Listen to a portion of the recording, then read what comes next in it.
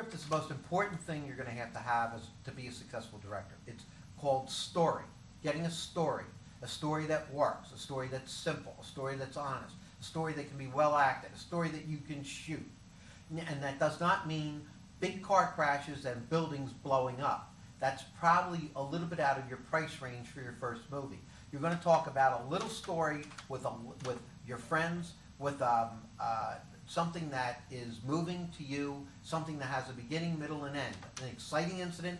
When that exciting incident happens, we have to see that pay off at the very end of the movie. You have a crisis, you have a climax, and you have a resolution. You have those parts to almost every movie that you have. A first act, a second act, and a third act. The first act is 30 pages or less. The second act is the big hunk of the pages, maybe 60, 70, 80 pages, and the last 20 or 30 pages, the last 15 pages are the crisis, climax, and resolution of your movie.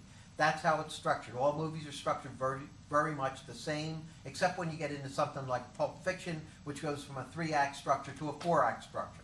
Study movies, study structure. Work with somebody like Bob McKee, who can explain to you why structure works the way that it does. Figure out structure.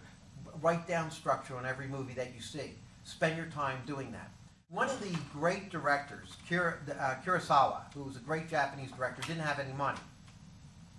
So what he did was, he found out that he were going to make a movie out of a book. So he went out and he bought the book. Then he wrote a screenplay from the book.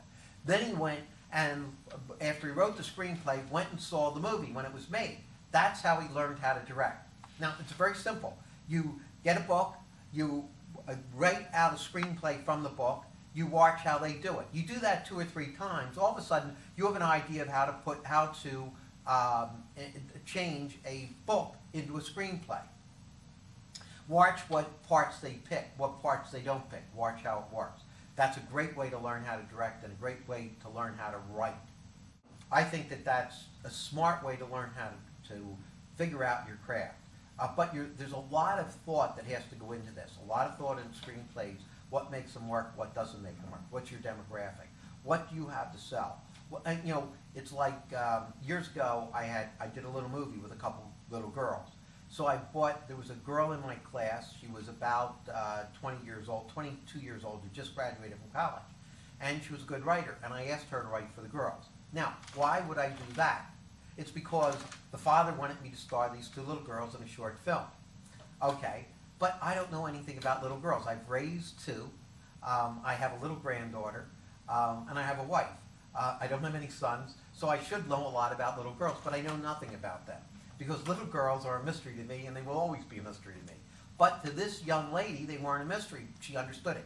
Now, why I'm telling you that is, you want to get somebody that understands the subject that you want to write about.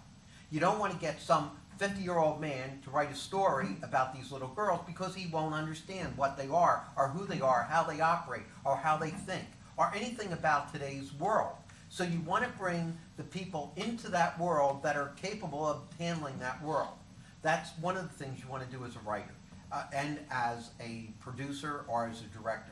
You want to make sure that the people that write for you are capable of writing what you need to write. You, as a producer or as a director, have to understand the story you want to tell. And that story has to come out of someplace deep inside your psyche or you, or something that you identify with or love. Sometimes you can read a story and wind up crying at the end of the script. You go, wow, this would be a great script. Sometimes you can read a story and just enjoy it so much and know how you're going to make it. Sometimes you have to write the story, and as you start out as a director, you have to sort of write. Like you have to learn how to edit. It's not that you're ever going to be a great editor.